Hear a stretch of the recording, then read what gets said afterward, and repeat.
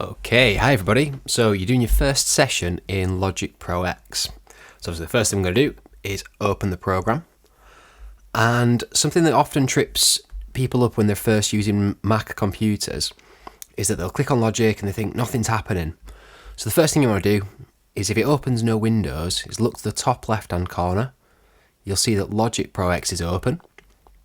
So then you can go to File and New Project. There will be a range of templates, but we're just going to go with the empty project, so we can double click on that. And then we're presented with this menu, which will enable us to create our tracks. So for the time being, I'm just going to create a software instrument track and leave it there. Now, something you want to keep your eyes on is at the right hand side and left hand side of the screen. If you get these brown wooden bars, it means that Logic's in a restricted mode, so a lot of the more advanced features are hidden from you. And the more you use Logic, the more you'll realise just what is hidden from you. So what we're going to have to do is go up to our preferences. So we go to Logic Pro X, Preferences, and we're going to go straight to the Advanced Tools. We need to show the Advanced Tools, and then click at the bottom, Enable All. And then we'll notice that these brown bars at the sides have now disappeared. Now, a few other things you can do within the preferences is, if you've got different audio interfaces, you're using external equipment, this is where you'll be able to select them. So you'll see that my input device is my EIE Pro, and my output device is currently the multi-output device. That's so that it sends to my headphones, and it's also being recorded for this video as well. So that's where you can select them. So let's have a look at the different areas of Logic then. So this main area here is called the arrangement window, or the arrangement area. And that's where you will see, you see bar numbers, you will add MIDI clips or audio clips, and arrange and structure your track. Up on the top left hand side here, there's a few options, and I can even enable the help so that it tells me what everything is. So we see this eye, and that opens the track inspector, where you can see a basic sort of mixer area for that particular track. So I can turn up the volume, I can change the panning from left to right. Also up here, I've got my library. So if I wanted a different sound, let's say for instance, I'm going to change this to a marimba. That's where I can do that. Other tracks with other options we've got up here as well. We've got our mixer view, again, where we can change the volumes and pans and see all of the channels at once. And there's also editors and smart controls. Get more into them in the future. So I'm just going to hide the mixer and the library for now. And let's have a look at adding some tracks. So if you use this plus button here, you'll get the new track menu. So let's add in an audio track for now, and that's where any audio, any external interfaces would come in, or if you wanted to use some samples, you'd have to pop it onto an audio track. The external MIDI and the guitar and bass we're not going to use too much just yet, but I'll draw your attention to the drummer. Now the drummer is a really cool feature in Logic. It's essentially, it's a crossover between MIDI and audio. So it's using MIDI, but it's actually creating the drum beats for you. So I'd selected electronic then. If I go into the library, I can select different styles and different types of drummers. So there's a few to choose from each genre. So I'm going to stick with electronic, but I'm going to change it to Leah, the tech house drummer. Hide my library. Oops. And then we'll see it's populated the first 8 bars with a drummer track. So let's have a quick listen to that.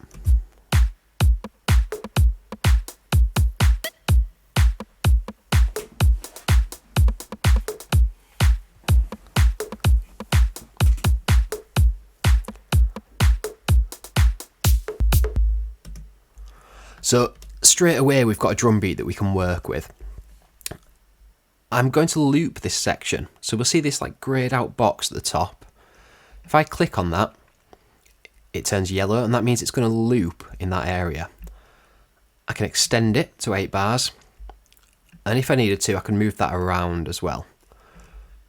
Now, if you can't see it, or if you're let's say you're in a different part of your project, the cycle or the loop region isn't there, you can click and drag in the numbers on the top, and that will also create your loop. And again, clicking on it or pressing C to turn it on and off. I'm now going to add what's called a MIDI region to this MIDI track by right-clicking in the arrangement window and creating an empty MIDI region. I'm just going to make this 2 bars long. I'm going to loop it in a second. Now, if I double-click on the MIDI region, it opens up what's called the piano roll at the bottom, and this is where we draw in or edit our MIDI notes. Now, what Logic does to give you the tools is you have a left click tool available and a command click tool available. So by default, that's the pencil. So you'll see that if I'm in the MIDI region or the piano roll, if I hold command, that swaps to a pencil. So I'm just going to draw in a few chords, and I can highlight them and extend them.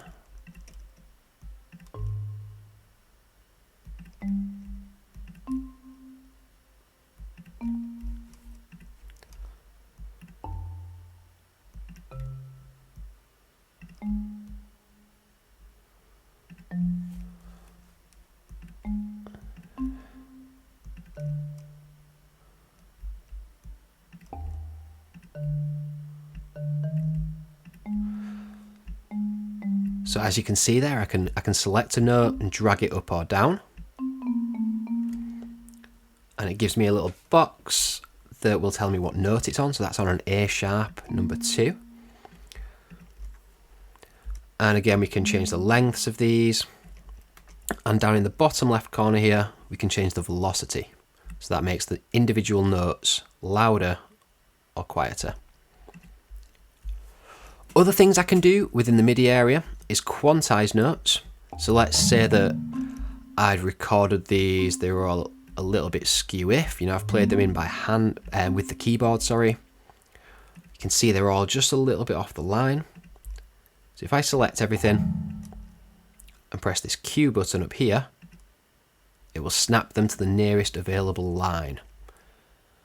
I'm going to change that to 8th notes though, just so that it gets them a little bit more accurate. There we go. So let's have a listen to that then. Press space or play up here.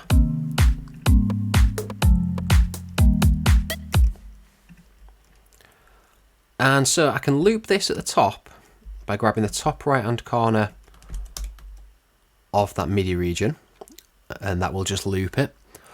Or a slightly better way of doing this is by holding Alt and dragging this along. So that makes different copies of it so that I can then go in and edit each one of these MIDI regions individually. So I'm going to switch that F there up to an F up here, just so that that one has got a little bit of variation.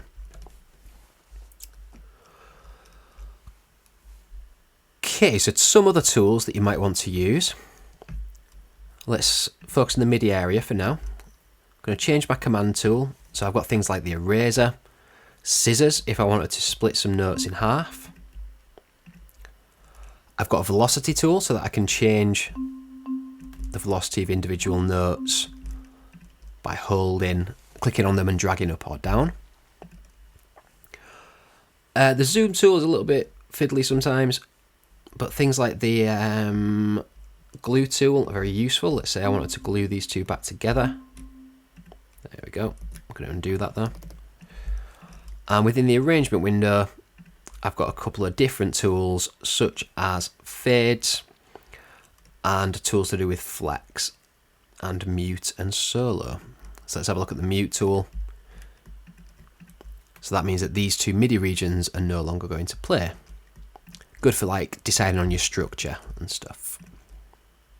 I'm going to have that on the scissors, and I could chop this drummer region in half. There we go. Okay, so some other areas in Logic you might want to look at is over on the right hand side here, we've got file browsers. So this is where I would select my samples or any other sort of audio files I wanted to drop in. And we've also got the Apple Loops area.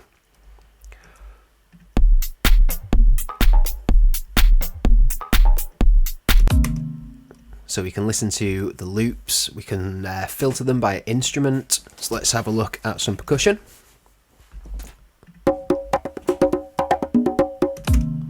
I'm going to stick that conga groove in there as well into this audio track.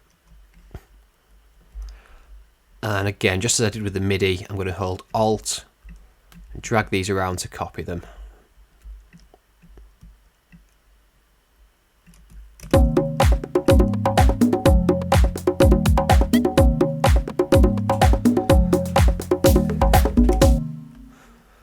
Cool, and I'll hide that area.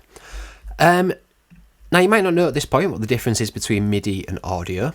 So audio is something that's already recorded, and there's not too much you can do to change that. So if it sounds like a guitar, it's going to sound like a guitar forever, really. Or in this case, a conga. Whereas with MIDI, this data in the piano roll is just telling the computer what notes to play. So if I open my library back up, I can then change that sound and the notes will remain the same. So let's swap it to piano and strings.